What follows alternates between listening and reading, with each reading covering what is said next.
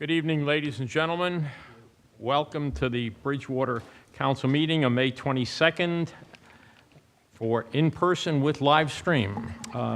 Notice of the meeting. In compliance with the Open Public Meetings Act of New Jersey, the adequate notice of this meeting was provided on December 10th, 2024 by sending written notice and electronic notice to the Courier News and the Breeze, posting on the website and the bulletin board in the municipal building, and filing with the township clerk. Madam Clerk, will you give the roll call, please? Councilman Kirsch? Here. Councilman Cordilla? Councilman Pedroso? Here. Councilman Ring? Here. President Nogales? Here. Council Vice President Pedroso will lead us in the Pledge of Allegiance. If you're able, please stand for the salute.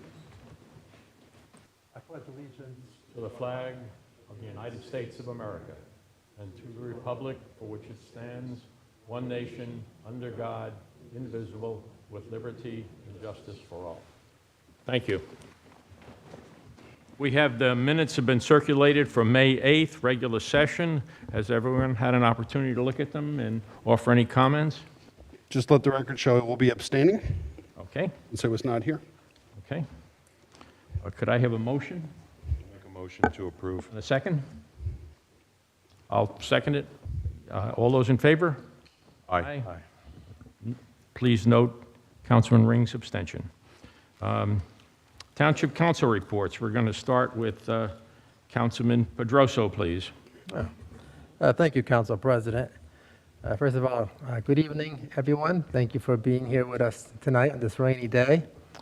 I see a lot of EMS personnel in the back. I want to start off by saying thank you for your service to our township. Most of us here on this governing body have served in fire or rescue in one way or another. I think 4 of us have. You got to get Kirsch on board. We got to get Kirsch on board, that's right. You have Give to him an know- application. You have to know your strengths. Yeah. It would not add to the public safety. Tim and I are both EMS guys. I know Tim served a lot longer than I did. I served for 6 years a long time ago. But I do know from personal experience, what a tremendous amount of time it takes to serve on these rescue squads, and for no pay, and it's really your volunteer time.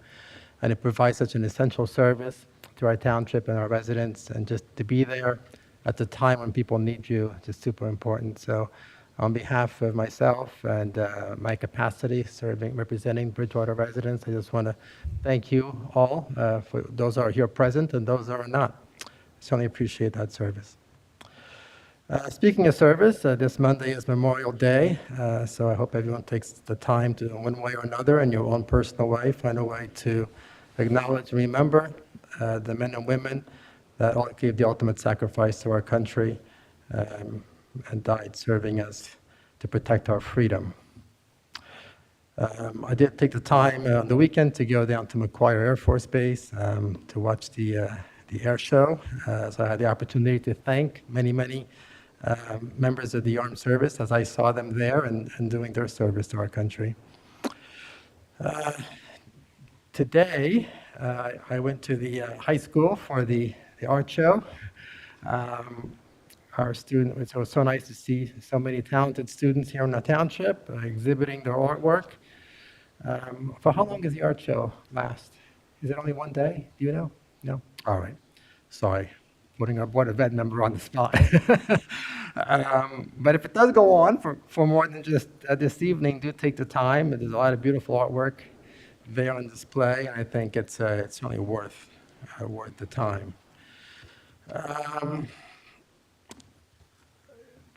We had a Somerset County Somerset Regional Center partnership meeting this week. Really nothing, can't say anything of significance to report back. And yesterday, the Somerset County Federation of Republican Women hold an annual Millicent Fenwick Award. It was the 32nd annual such award. And congratulations to Somerset County Republican Chair Tracy DeFrancesco for receiving that honor, and she certainly deserves it. And that's all I have. Oh, a healthy Memorial Day to all. Enjoy the weekend. Thank you. Tim, would you provide your report, please? Yes, relatively brief. Multiple meetings relative to the budget, which I guess you will have more to say in a few moments. I'll defer to you on that. And then the only other item is extending my sincere appreciation to not only those members of the EMS community that are here in the room tonight, but all of those members that serve our community and extending a happy National EMS Week. That's my report. Thank you. Michael, your report, please. Yes, thank you. A few brief items in chronological order. May 13th, the zoning board met. Two cases, one residential, one commercial. Residential on Brown Road regarding exterior alterations. Another, which was continuation of previous hearings on Findern Avenue, an amended site plan along with variances for a gas station and a food mart. On Sunday the 18th, I had the privilege of representing the governing body. I was there with Councilman Cardilla, and we were at the Bridgewater Chinese School's 20th anniversary celebration with an outstanding a series of cultural performances, music, dance, range of other cultural performances, and the graduation of 7 students from that school. It bears noting that May is Asian American and Pacific Islander Heritage Month, so that was certainly a good way to celebrate that important designation. Earlier this week, on Tuesday night, the planning board met. The planning board met to prepare for consideration of our fair share housing plan. That will be coming toward the end of the month of June. First heard by the planning board on June 25th, and then heard by the council on June 26th. And then, as was mentioned, over the last roughly 2.5 weeks, the Budget Committee, as well as all council members, have been very actively engaged in our budget process, and I am certain that the administrator, on behalf of the mayor, will report our progress and our plan going forward. And also want to extend my gratitude to all of our EMS volunteers, and I know that we'll be acknowledging them in just a few minutes. That's my report. Thank you. My report is as follows. The 2025 budget introduction, which was scheduled for tonight, has been postponed by the administration and has been rescheduled to a special council meeting, which I have called for next Tuesday, that is May 27th, at 7:30 here in this room. The public notice of that meeting was published by the clerk this morning.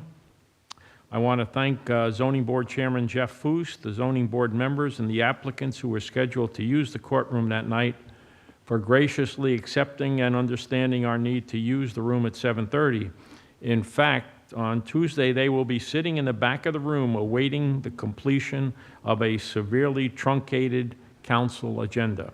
By the way, the few days delay from today to Tuesday will not impact the scheduled adoption of the budget on June 28th. Moving on with my report. 26. I'm sorry? Tuesday? 26. Tuesday? Is it? Thursday, June 26th. June 26. You said the 28th. That's what I wrote down. It's the Okay. 26th. Sorry. June 28th. Wait, what? The adoption schedule. 26th. June 26th. Thank you. Moving on to my report, he attended the quarterly Township Emergency Management Planning Committee meeting. After many months of fruitless discussion with FEMA over some residual reimbursement from the last major flood incident, it is now obvious that FEMA has no intention of providing any of the funds, about $100,000 in federal aid. Rather than spend countless hours on which we are sure is a lost cause, we will move our efforts to more productive issues. Last Saturday, it was my pleasure to attend the graduation of my grandson, Jonathan Howard Travisano, from Wake Forest University in North Carolina. He received a Master's of Science in Business Analytics degree. That's a degree, didn't even exist when I was in school.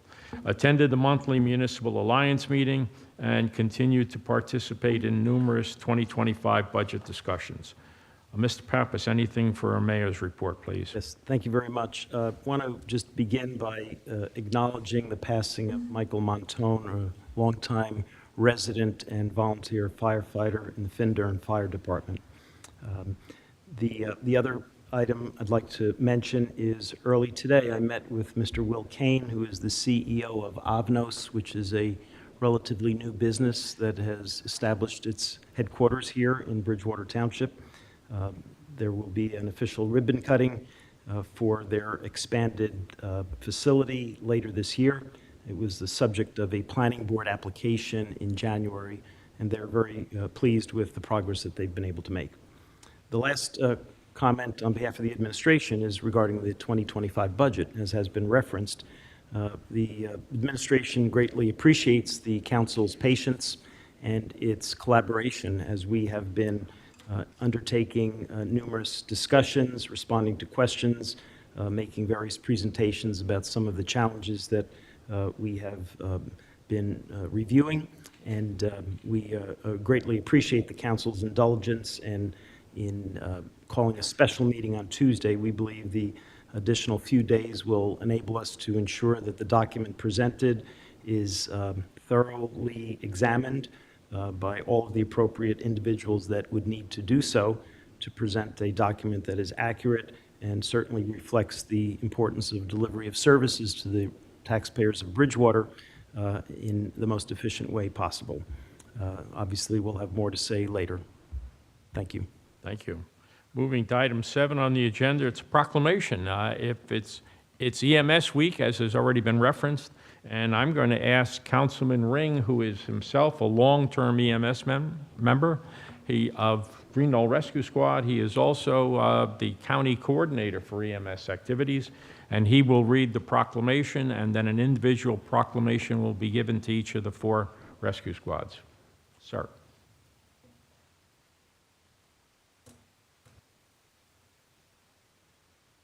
Thank you. So yes, a couple of years ago when I turned 18, I joined the Martinsville Rescue Squad and have continued to serve in 2 different organizations based upon what part of the town I lived in for a number of years. So I will tell you that presenting this proclamation is a very small token of appreciation for what our volunteers do. On a night like tonight where it's a little chilly and dreary and wet and some of us wanted to stay home, these are people that get up all hours of the day and night and go out and help people at their worst time. They meet people at their worst, and they do it happily, and they volunteer their time to do it. So extremely grateful for everyone's efforts. So proclamation recognizing Emergency Medical Services Week and honoring Bridgewater's EMS agencies. Whereas emergency medical services is a critical part of our community's public safety network, ensuring that timely and skilled care is available whenever and wherever it is needed. Whereas Bridgewater Township is proud to be served by 4 outstanding volunteer EMS agencies: the Bradley Gardens First Aid and Rescue Squad, the Findurn First Aid and Rescue Squad, the Green Knoll Rescue Squad, and the Martinsville Rescue Squad. Whereas the dedicated members of these agencies give their time, talents, and training in service to others, responding at all hours, in all conditions, with professionalism and compassion. And whereas access to high-quality emergency medical care not only saves lives, but helps people recover more fully and more quickly from sudden illness or injury. And whereas EMS providers serve as an essential role beyond emergency response, bridging healthcare gaps through out-of-hospital care, community education, and preventative services. whereas those who serve with the 4 Bridgewater EMS agencies are part of a broader emergency care system that includes EMTs, paramedics, dispatchers, firefighters, police officers, nurses, physicians, and countless others who work together for the good of our residents. And whereas we recognize and deeply appreciate the commitment, skill, and sacrifice required of the members of the Bridgewater Rescue Squad, whether they serve as volunteers or career professionals. Now, therefore, the Mayor and Council of the Township of Bridgewater, led by Mayor Matthew Mensch, do hereby proclaim the week of May 18th to the 24th, 2025 as Emergency Medical Services Week. We honor and thank the members of all 4 squads for their unwavering commitment to the health and safety of Bridgewater. The 2025 EMS Week theme, "We Care for Everyone," truly reflects the spirit of our community and the heart of our EMS volunteers. Encourage all residents to express their appreciation and take part in efforts to promote emergency preparedness, community health, and support for our first responders. And I'll add to that, also consider volunteering. They would love to have you. So I would ask those members that are here from our agencies in Bridgewater, if you please come up. We'll give proclamations, and I'm sure Suzanne will tell us where to stand for a photo.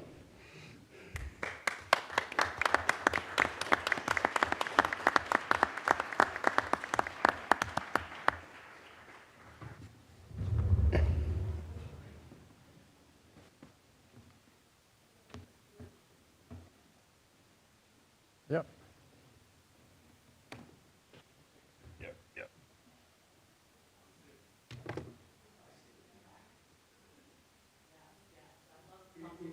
If you've not been here before, just wear a other stand.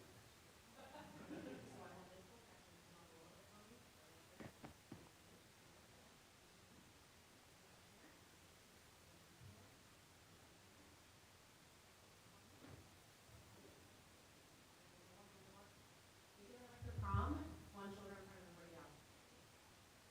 Not quite that. There. Yes. There you go. Now slide in here. Slide in here. You guys come back now. Step forward and fill up that space. All right. If you can see my camera. There you go. Yes.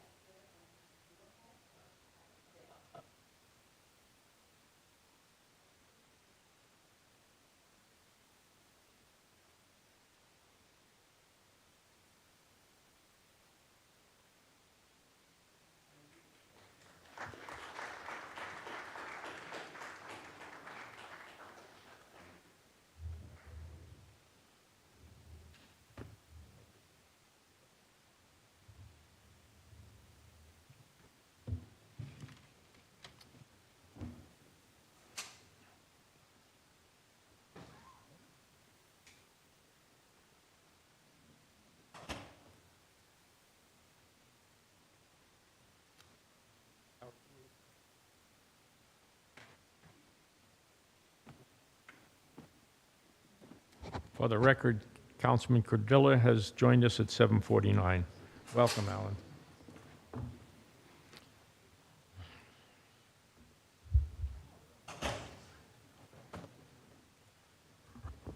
Tonight, we'll have a presentation on the New Jersey DOT Route 202, 206, and Route 22 interchange with Petersbrook to Commons Way.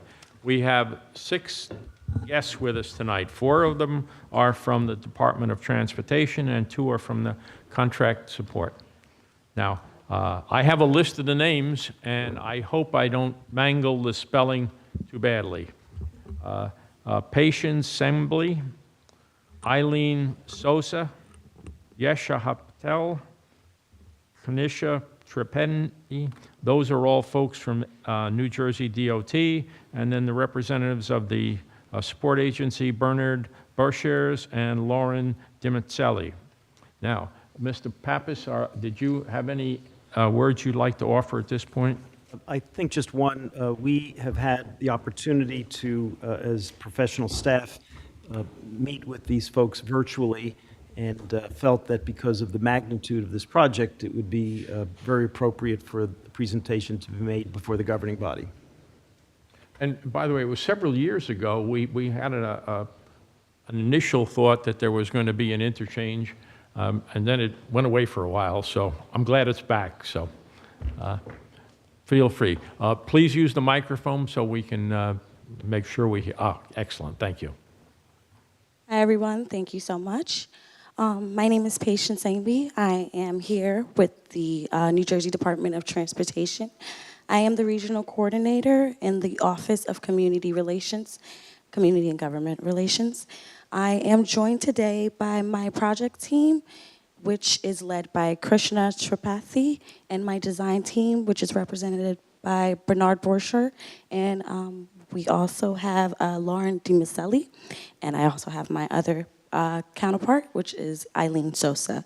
We're going to present to you our project, and we ask that you hold all of your questions for the end, which we will be happy to answer then. Thank you.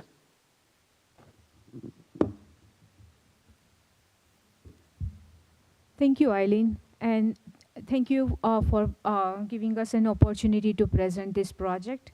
Route 202, 206, and 22 interchange project is located in Bridgewater Township, Somerset County. The purpose of this project is to improve safety and reduce congestion while minimizing the surrounding impacts like environmental, right-of-way, and utility. New Jersey DOT Division of Project Management is currently performing a concept development level studies to identify the improvements to improve the safety and congestion services within this interchange. I have, as Patience mentioned, I have my designer, Bernie, from GPI, who is going to start the presentation, and we are happy to address the questions at the end. Thank you very much. My name is Bernie Borchers. I am with Green Peterson Incorporated, GPI, proudly located in Bridgewater Township on Route 22. So I'm going to start the presentation. And once again, it's for the interchange of Route 202, 206, and Route 22 interchange. We are in the concept development phase. Let me just see if I can get hers to. So briefly, the interchange, as we all know here, the interchange of Route 22 and 20206 is located in Bridgewater Township, Somerset County, just south of where we are now. The project limits extend along Route 22 from a point west of Peters Brook to Grove Street to the east. The limits extend along Route 202, 206 from south of Commons Way to the acceleration lane for the Somerville Circle. The overall purpose of this project is to improve safety and reduce congestion at the interchange while also minimizing impacts to the environment, access, right-of-way, utilities, and the traveling public. The purpose is driven by the safety scores and congestion management scores as noted on this slide. The safety score considers several crash data elements to determine the relative ranking compared to the statewide average crash rate for a roadway with a similar cross-section. Excuse me. This score is on a scale of 0 to 10, with 0 representing no crashes and 10 representing the worst score. Similarly, the congestion management score uses traffic and roadway data to determine the relative ranking compared to the statewide average on a scale of 0 to 10. A high score indicates significant congestion, while a low score indicates little to no congestion. As you can see, Route 22 within the project limits has a high crash rate, over 3 times higher than the statewide average for a similar cross-section. In addition, both Route 22 and Route 202, 206 rank in the top 2 percentile for congestion. The safety and congestion management data on the previous slide was a little dated. However, when we obtained more recent data, it only supported the high crash rate along Route 22. It also indicated that the crash rate along Route 202, 206 has increased since the initial data was obtained. A significant percentage of the crashes occur along the weaving section of Route 22 westbound between the entrance ramp from Route 202-206 northbound and the exit ramp to Route 202-206 southbound. Each circle in this diagram represents a crash. The colors represent different years. This page is currently, this project is currently nearing the end of the concept development phase. The NJDOT project delivery process consists of 5 distinct phases, and it is how the NJDOT evaluates, plans, designs, and constructs capital projects. The first phase is the problem screening, where the problem statement is thoroughly evaluated and consideration is given to the priority, type, and location when assessing if a project should move to the next phase. The next phase, for which we are nearing completion, is the concept development phase, during which data on the existing conditions is collected and analyzed, the project's purpose and need is determined, and a preliminary preferred alternative, also known as a PPA, is selected based on input from the NJDOT project subject matter experts, local officials, key stakeholders, and the public. The followed is followed by preliminary engineering, where the preliminary preferred alternative is advanced to the point necessary to obtain any design exceptions and the environmental document. The preliminary engineering phase is then followed by the final design phase, where we develop the construction documents, and finally we go into construction. Excuse me. The PPA proposes a collector-distributor roadway along Route 22 westbound, which will provide a physical separation between the through movement of Route 22 and the weaving movements between the entrance ramp from Route 202-206 northbound and the exit ramp to Route 202-206 southbound. The PPA also proposes extending a third lane along Route 22 eastbound, Route 202-206 northbound, and Route 202-206 southbound through the interchange. In addition, the PPA includes pedestrian safety improvements at the intersections of ramp M and N, which are by Mountain Avenue, near Immaculata High School. The Route 22 westbound collector-distributor roadway will begin after the exit ramp to Route 202 northbound and will continue west through the interchange past the entrance ramp from Route 202 southbound. The third eastbound through lane will begin at the existing 3-lane section west of the interchange and continue east of Mercer Street.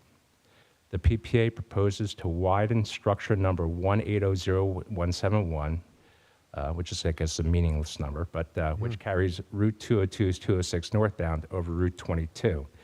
And it's also going to replace the structure which carries Route 202-206 southbound over Route 22. I apologize, I can't get your mouse to work. I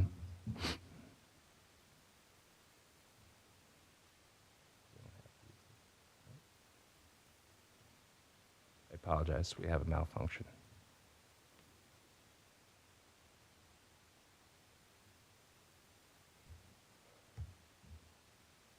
Okay, I apologize. Can't get this mouse to work.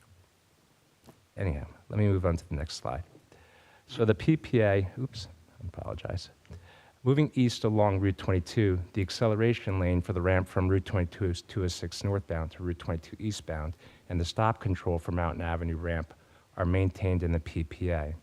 However, the proposed third eastbound through lane eliminates the 2-lane bottleneck, east and west of the interchange, which in turn will provide more opportunities for traffic from Route 202-206 northbound and Mountain Avenue to enter onto Route 22 eastbound. To provide for the third eastbound through lane, the entrance lane from Commons Way is converted to an acceleration lane terminating prior to the driveways for Buffalo Wild Wings. This will maintain the existing shoulder adjacent to the restaurant for motorists to safely enter and exit the establishment. The PPA also includes sidewalk improvements and enhanced pedestrian crossings with high visibility crosswalks and ADA compliant curb ramps along Mountain Avenue, adjacent to the high school.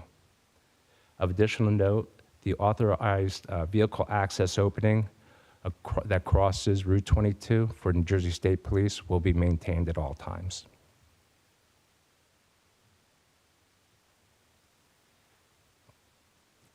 We have more detail on this, but I kept it very simple for tonight. If the council requires additional information, Can you go back to the prior slide? I'm sorry, Can you go back to the prior slide for a second? I hope. Yeah. The pedestrian crosswalks on Mount Avenue that you referenced, it seems like the crosswalks go to that little pyramid in the middle, right?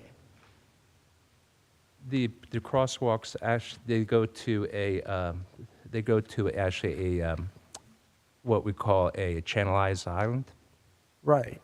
Why don't they just cross over Mount Avenue and not go through those 3 different steps? Why not just go straight across Mount Avenue? Like if you're going to use that crosswalk, your intention is to cross Mount Avenue. Why make the pedestrian go through 3 different crosswalks if it could just be one? Well, we tried to keep the pedestrian outside the physical curb-to-curb roadway opening as much as possible. We need the channelization island to properly channelize the right turn from Mountain Avenue onto the entrance ramp for Route 22 eastbound. So the channelization island is necessary and provides a haven to shorten the distance for the crossing distance for pedestrians. I have a hunch, though, in all reality, people are just going to cross over Mountain Avenue without using the pedestrian crosswalks. They're going to take the shortest distance possible to cross over the road. That is, Practicality, they will, right? I mean, that's possible. right. But they should, we have that with any crosswalks that we put in. We put them in the locations that are per the guidance of the METCD, and we try to keep the pedestrian, we tried to guide them to the shortest distance, the shortest crossing distance of the roadway. Will copies of your presentation be available? And can we put it on the web, Mr. Pappas? Since we're on this slide, I apologize, where does the crosswalk over Route 22 tie into that Mountain Avenue? Are you talking about the pedestrian bridge? Yeah. The pedestrian bridge will remain the same. The structure actually that carries Route 22 over Mountain Avenue, that structure will be replaced. The pedestrian bridge Right. remains, right? The pedestrian bridge Yeah. will... Where does that tie, on this photo in the bottom right corner? That's up on the screen. ties into the existing sidewalk that goes underneath the structure that carries Route 22. So that's on the right side of, That's on the right side. east side, okay. Yeah. So, yes, we will maintain that sidewalk and actually increase its width. So the reality is, if I'm coming from the mall and I come over that pedestrian walkway, I'm really at a point where there's a crosswalk to go right or a crosswalk to go left, roughly. That's correct. Okay, thank you. Will the bridge, I was unsure whether the bridge over 22 is going to be replaced. That physical structure for 202, 206 going either way. Right now, I guess it's 2 lanes and, Frequent potholes. yeah. Is it going to be replaced? Yes, there will be a complete replacement. One bridge was, I won't say recently, it's a comparative term, but yes, one bridge will be completely replaced as it's needed for the additional widening. The northbound bridge was built when the mall was built. The southbound bridge was there for, when I was a kid, if you were coming northbound, you had to take that Mountain Avenue exit, go underneath the highway and back around to go north. There Right. was no northbound bridge. I remember that. Yep. So, yes, there will be a full replacement of the bridge. So that bridge and the bridge that carries Route 22 over Mountain Avenue will also be replaced in kind, completely. Actually, it won't be replaced in kind. We'll have to raise the profile for Route 22 by about 3.5 feet because that bridge that carries Route 22 over Mountain Avenue has a substandard underclearance. So just to expand on that a little bit. Mr. President? Yes, sir. A couple of questions. Is there an estimate for when this work may be done, based on where we are in the project? I will get to that near the second to last slide. Okay. Any other questions at this point? Okay, proceed, please. We can come back to any slides that you so desire.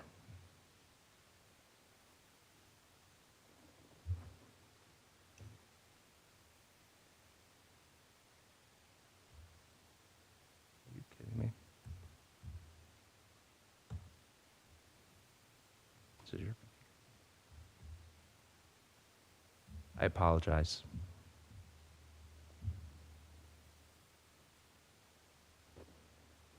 Okay, anyhow, thank you.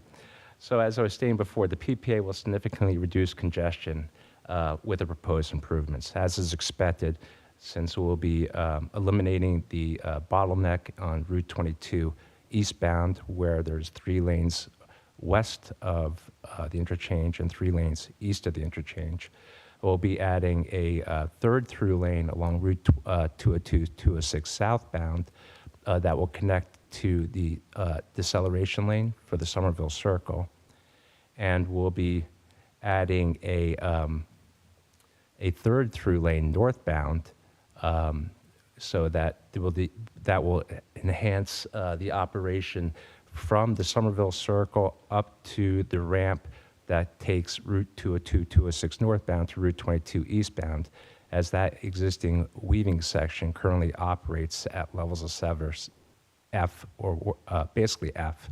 Both of the weaving sections along Route 202, 206 through the interchange operate at level of service F or worse. So they'll be significantly improved, and the travel time through the interchange, both northbound and eastbound, will be reduced by at least 30%. The level of service, E, is pretty poor, right? When these improvements are done, what would you anticipate would be the new level of service? No, the new level of service for weaving segment will be an E. Currently, it's an F.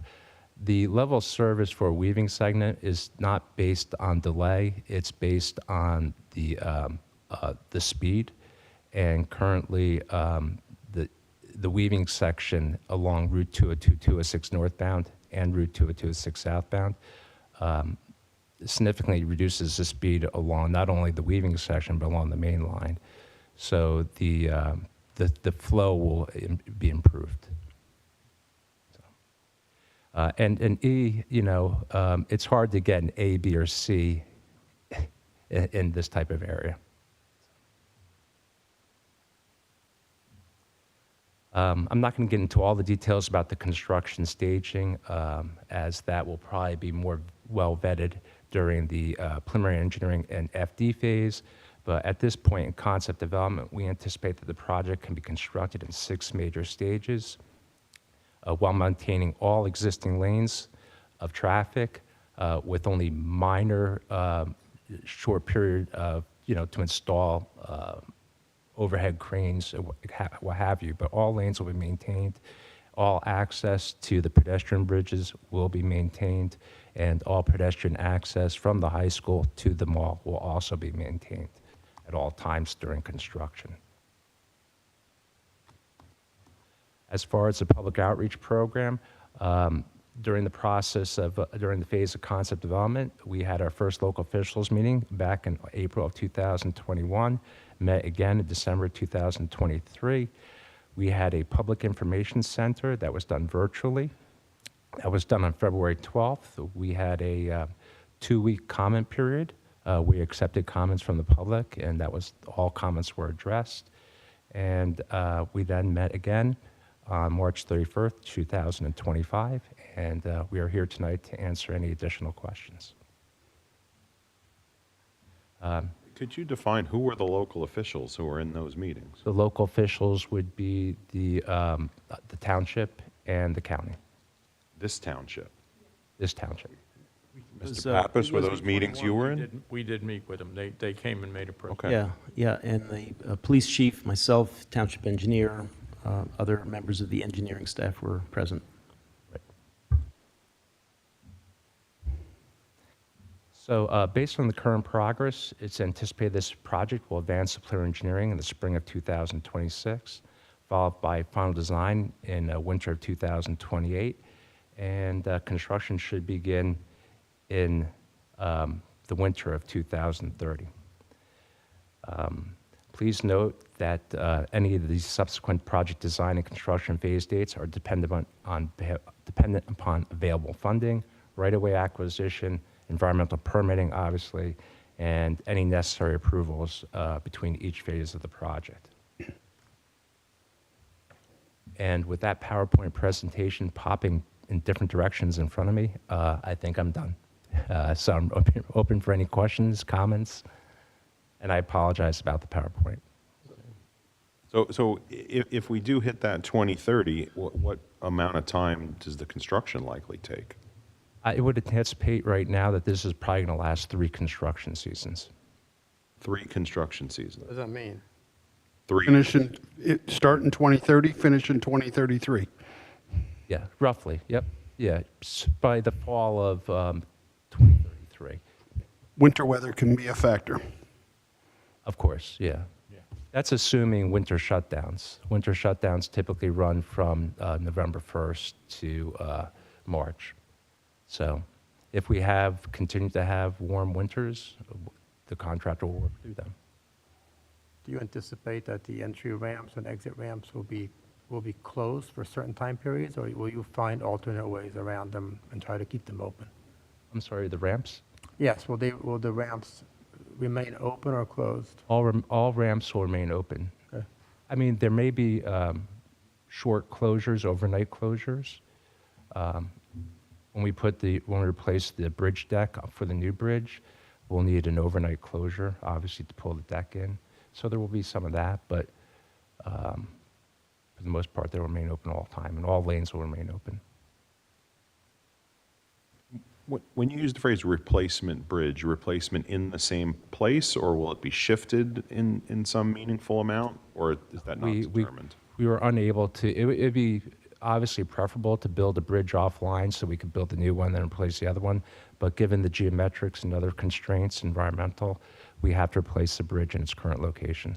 And does that elongate the amount of time necessary? It does make it a little longer, yes. Mr. Pratt? Yes, I do. I have 2. I just want to clarify. So 202, 206 southbound, you're going to add, as I understand, a 3rd lane there, correct? Okay.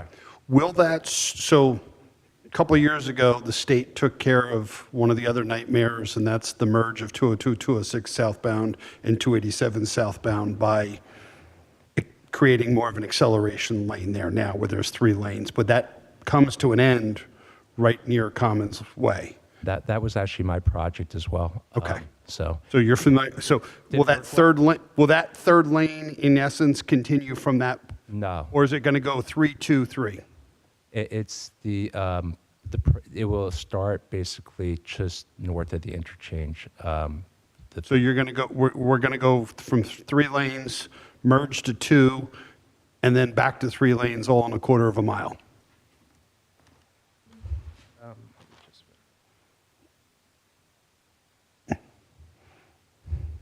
No, we're gonna take the 3rd through lane up, and Oh, then what's gonna okay. happen is the lane that you currently have that's dedicated for southbound that goes onto the ramp that takes you onto Route 22 westbound. Yep. That is going to be shifted over and be a separate acceleration lane. Okay.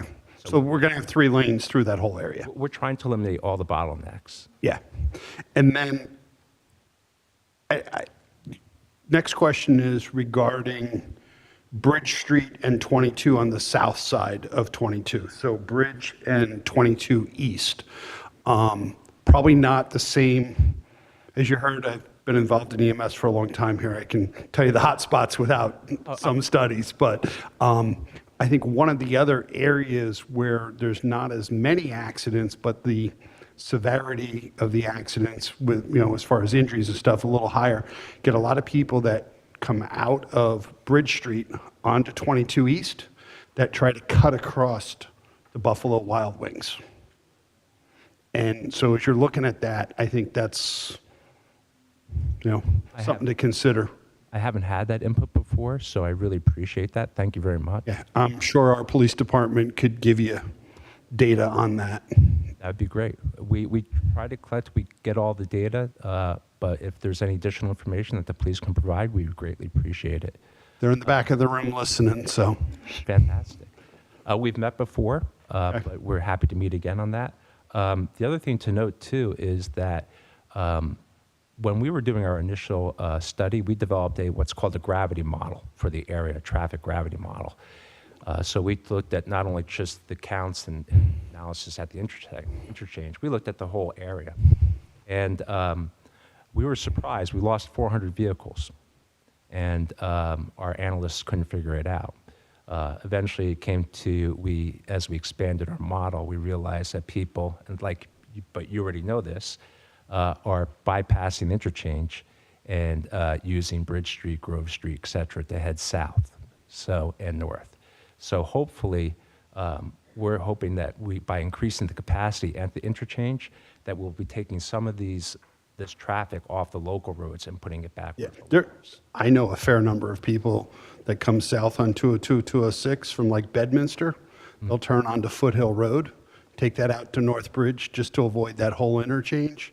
And I know people, including myself, from Bridgewater. I'll go down Bridge Street to 206 in Somerville to avoid that interchange. So there's a lot of that. Yeah. So hopefully we'll reduce some of that. Thank you. Thank you. Okay, any other comments you'd like to offer? No, we really appreciate the opportunity, and we'll reach back out for additional information on the Bridge Street and the Buffalo Wild Wings. Excellent. And if you can provide the media information so it can be put on our website. Now, is there a process whereby, as our residents become more conversant with the project, that they could ask a question of somebody in the township so that it could be cobbled together and maybe get back to you folks would that be possible, Mr. Pappas? Of course, they can. They can contact the Office of Constituent Relations. I know that the folks from the DOT also indicated that there would be another opportunity, I'm assuming another opportunity for public questions with their folks.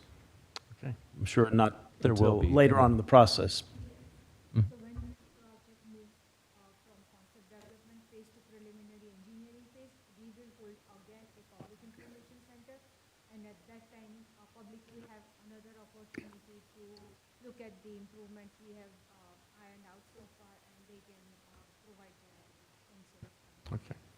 Okay, folks, thanks very much for your time and effort, and especially for the good news for future traffic control. Thank you. We appreciate it. Thank you. Okay, we're now going to move on to section number 9, which is the meeting open to the public. Members of the public wishing to address the council on any matter will be allowed 3 minutes to speak unless there are unusual circumstances. Could I have a motion to open to the public, please? I'll make that motion. Second. Second? All those in favor? Aye. Aye. Okay, we are now open to the public. Scott, excuse me, could you just move a microphone onto the podium, please? Thank you.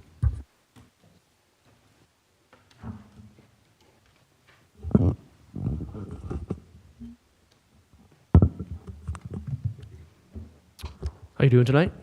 My name's Gary Steckel. I live over on Papin Road. Did you have a daughter, Liz? Yes. Yeah, she was one of my students at the middle school a bunch of Okay. years ago. Okay. I don't know if that's good or bad. I was good. It was good. I enjoyed having her. The middle school is east. Yes, used to be Old High School East. Right.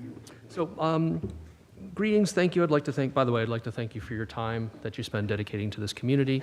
And what I'd like to speak with you tonight is about developing an ordinance for light trespasses or glare. I'm not sure if you're familiar with this or not, but so what we've noticed, my wife and I've lived in Bridgewater since 2011, lived in Somerset County since 2003. And we've noticed that a lot of homeowners have been putting on some very, very bright lights. Maybe you've noticed those headlights that people have on their cars, and they're very bright and like cause glare. Well, what's happening is that in our case, these lights are illuminating, they're set on people's garages, and they are illuminating our house. And I've seen this in other neighborhoods where these lights are so bright that they just come right across the street and shine in through your windows and stuff. And as a result, in our home, for example, we can walk around at night and not even turn on the lights. It's so bright. And so when we're coming down the stairs or something, in the middle of the night or whatever, it's just, blinding. And so as a result, my loss of sleep. It's tough for us to, tough for my wife and I to get to sleep at night, sometimes with these lights on. And as we know, like sleep deprivation can have pretty adverse effects on one's health and mood and any number of things. A couple of our neighbors have been amicable to, turning down the lights, but they're still often very bright. We have one situation where a neighbor kind of turned a little belligerent with us about turning off the lights. We tried talking with her and everything, and it just leveled up. But we were just thinking that it would be really great if there was some kind of light ordinance dealt with shielding the lights and direction, how far off they could emit from the property and that sort of thing. Number of towns have this ordinance already, Millburn being one of them, Long Beach, Bloomfield. And we had spoken to Dan Ahern about this, and he was very sympathetic to our situation, but unfortunately, because there is no ordinance in place, there's nothing that can be done. So just wanted to know if the council would like to take that up and, if we somehow develop an ordinance dealing with light trespass or glare, however you want to call it. Apologize, you said Milburn, Long Branch, and what was the... Millburn, Long Branch, and Bloomfield. Thank you. So, trying to think, I think New Jersey also has a, let me get my glasses on really quick. I think in New Jersey, light trash is generally defined as light emitted by a luminaire that shines beyond boundaries of the property where it's located. Like I said, many municipalities have enacted ordinances, light trespasses, aiming to reduce light pollution and its impact. These ordinances typically regulate the placement, direction, and shielding of outdoor lights to prevent them from shining into neighbors' properties or public rights-of-way. So, and I know a lot of times people are concerned with security and that sort of stuff, and but in the case of our one neighbor, she's actually just leaving them on all night now because she knows that it's a nuisance to us. So we would like to get it addressed. Oh, well, thank you for your input. I'm sure Mr. Pappas will put that on his list of things to consider. Okay, thank you very much. Appreciate it. Okay. Sorry, what did you teach? Thank you.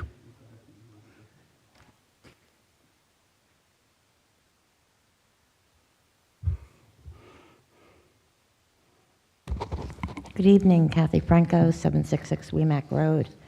Let me just start by saying I am disappointed.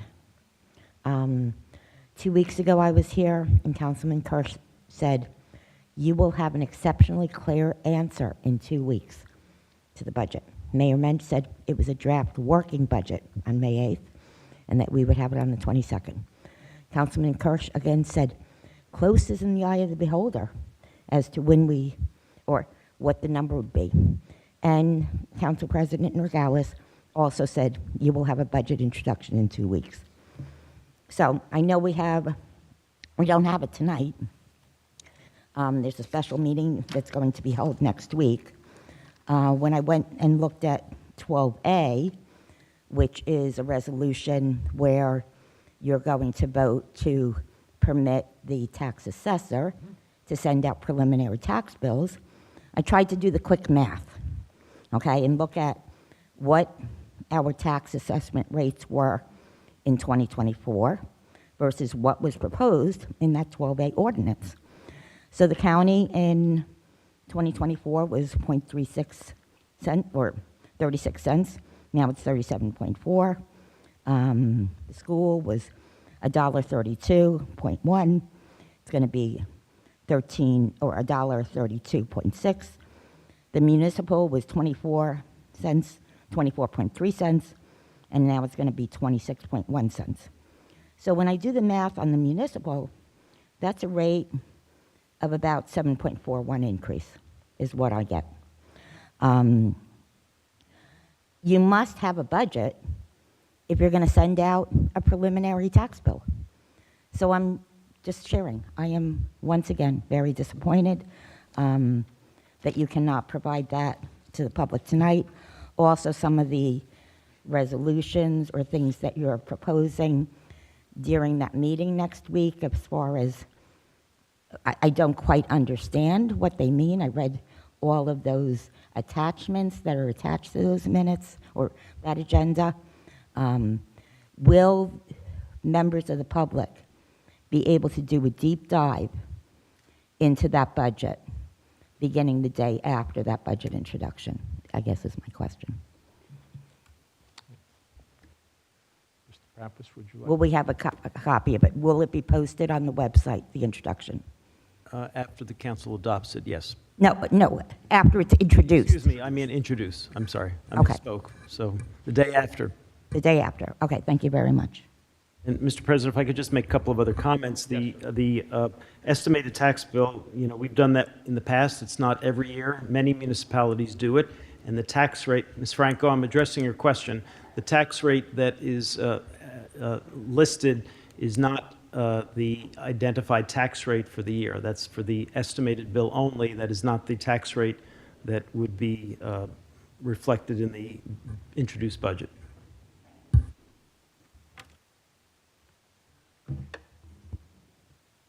Anda Citroen, 654 Stangle Road. I have three quick comments I wanted to make. One on tonight's presentation by DOT. 2 points of concern or clarification that I think the township needs. One is, it appeared that the data that the whole project is based on is quite dated. I think 2016 to 2018 was one of the routes, 2018 to 2020 was another. Obviously, we all want to enhance safety within the township roadways, whether they're state or local. But obviously, this is going to be a very extremely disruptive, protracted event in our township. So one, I'd like to know if the project truly is based on almost 10 years old data. And two, what the proposed target is. So if safety, the graphics that were shown highlighted how unsafe that particular roadway is, at what point will there be an assessment whether after all this is done that we truly do experience a marked, measurable, tangible improvement after all is said and done? And I think the township is owed that because we're going to bear the brunt of the disruption for that period of time. My second point was, I do agree with the gentleman who spoke about the light ordinance, light pollution, especially as we further develop the township and residential areas and commercial areas start to become closer. I think we do need to be mindful of the impact of light pollution, whether it's in a purely residential or a mixed use area. Third is, I have a question on resolution or 12A of the agenda, the resolution authorizing the Bridgewater Township Tax Collector and Chief Finance Officer to prepare and mail estimated tax bills for 2025 calendar year. It begins with, whereas the Bridgewater Township Tax Collector will be unable to mail the township's 2025 tax bills on a timely basis due to unforeseen issues. And I ask, what are those unforeseen issues? The fact that the budget has not been formally adopted. Thank you. Thank you.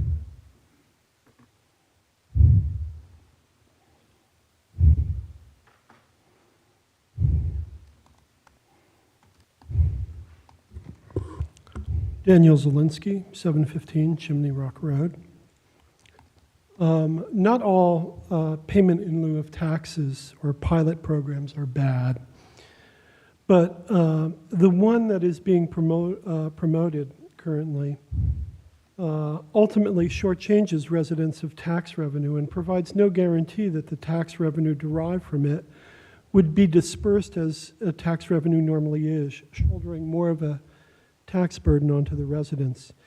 And let's remember that we only have 2 pilot programs currently in Bridgewater.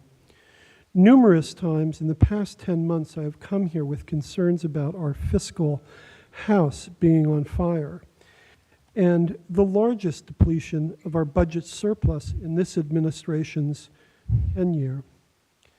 Many of the questions that I've had for this council over the various times that I have appeared here have never been answered. Information on our fiscal health is rarely discussed beyond the annual budget. Recently, it emerged that a $4 million grant for Camp Cromwell cannot be redeemed because we do not even have $80,000 to kickstart the fulfillment of that grant opportunity. This administration is now in its third year of submitting budgets late. By your own audits, the council's audits, 2 years in a row you have indicated an over-reliance on the use of our budget surplus. Short of an immediate cash infusion as residents, we face an unprecedented tax increase. The pilot the mayor now seeks approval for, he was staunchly opposed to when he campaigned to be the mayor. The mayor says the pilot is an opportunity for us. The fact is, the pilot will be at the expense of the taxpayer. The developer will be offered a discount that could be as much as 30% less than they would normally pay in taxes. Since when has Bridgewater been offered up at a discount? And this all for a developer who has been involved since the original Center for Excellence proposal in 2016, which this council shot down and caused Sanofi, to leave Bridgewater. No pilot programs were entertained by this developer until recently, until now, when this township is cash-strapped. It's a win-win for the administration and for the developer, but not for the taxpayer. Warehouses and trucking terminals do not bring a large number of jobs, and they are jobs that are offered at the low end of pay scales. They crowd our roads and strain our roadway infrastructures. Mr. Kirsch suggested a win as it would bring new residents. This is a mayor that is pushing back on building apartments and is pushing back on affordable housing. And in fact, Councilman Cordillo very clearly stated that he wanted, as he put it, 0 affordable units brought into Bridgewater. Housing is a key issue for employees looking to start families in Bridgewater. We are discounting Bridgewater's developable land, and for no reason other than a quick fix to the financial mess we find our town in. A decision that we will have to live with for 30 or more years.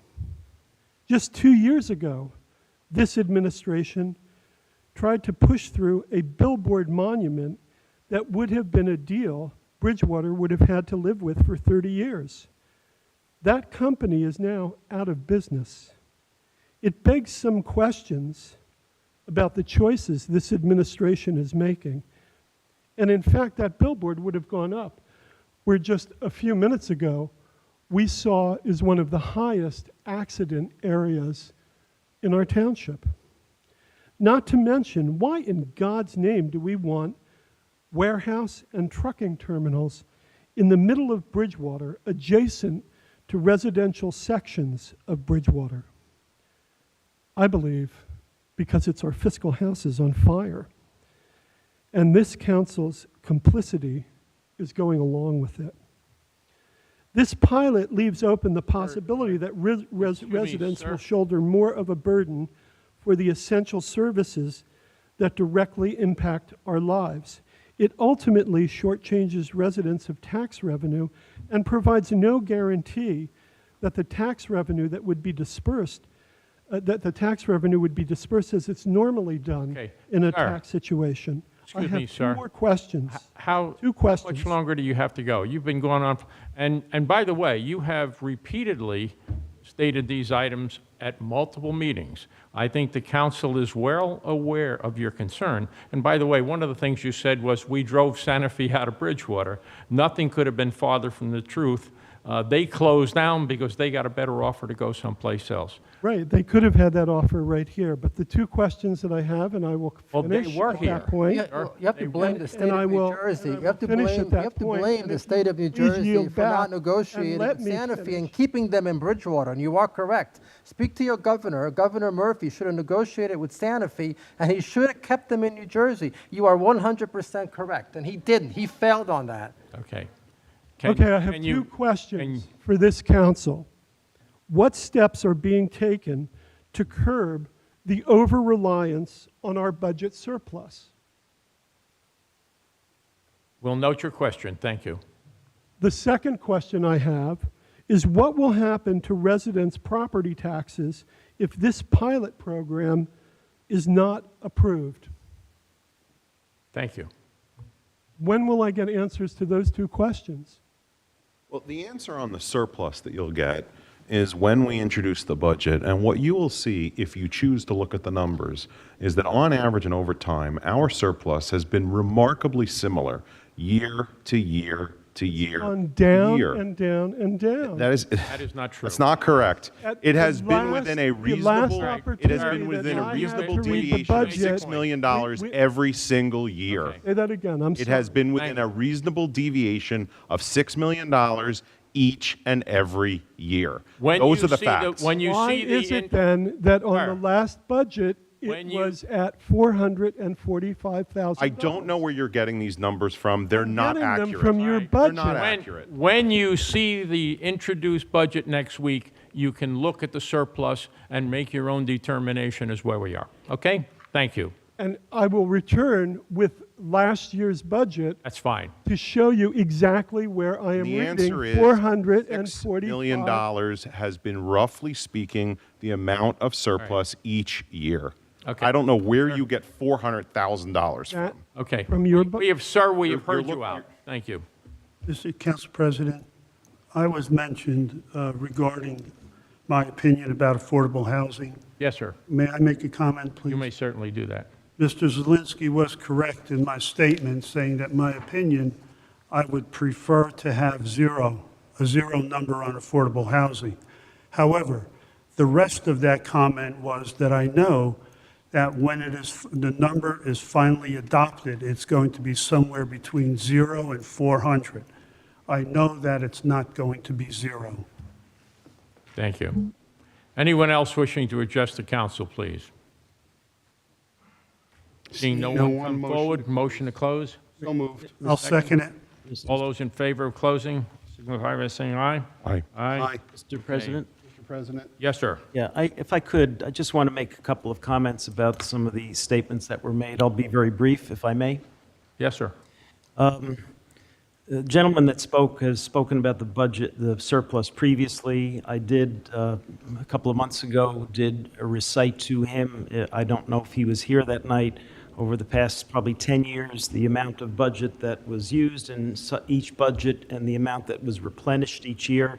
And I think what Mr. Kirsch has said is pretty accurate. And I did recite that. I'm not going to get into a debate here, Mr. Zelinski. I'm just making comments. And I can, if I can continue. Oh, sir, we're closed. I'm sorry. And so I think that that's important to recognize. I think the clerk will know that I did recite those numbers pretty definitively in the budget, in the public comments at a meeting a few months ago. I think the other important thing to clarify is the Center of Excellence. The project that Mayor Mensch opposed was very different from the project that has ultimately been approved through a court settlement and subsequent approvals by the Township Planning Board. So I think it's a mischaracterization of suggesting that the administration supports what is been recently approved as compared to what had been opposed. The previous approval at the previous planning board had approved had 400 apartments, had a 80 or 90,000 square foot supermarket, had a over 100 room hotel, significantly more commercial space, and I think 200,000 square feet of retail versus 30,000. So the comparison between the two, as you have tried to suggests that there's an identical project that was originally proposed and approved versus now, I think that's it's a inappropriate comparison. And Thank you, Mr. Rappis. Moving to item number 10, public hearing and final action ordinances, there are none. Item 11, introduction of ordinances, there are none. Moving to resolutions, 12A, authorizing the Bridgewater Township Tax Collector and Chief Financial Officer to prepare and mail estimated tax bills for 2025 calendar year in accordance with PL 1994 C-72. So moved. I'll second it. Is there any discussion? Which resolution are we on? Well, 12, this is the tax collector piece, okay? The tax collector? Estimated tax bill. 12A, authorizing the tax collector to issue bills. Yeah. We have a motion and a second. I have a comment before we vote. Go ahead. Yeah. You know, I share in some of the frustrations that the public has expressed. I concur that, you know, this budget is long overdue. We should have had a budget before this governing body a long time ago. I don't know, I'm not sure why we don't have a budget, but we still don't.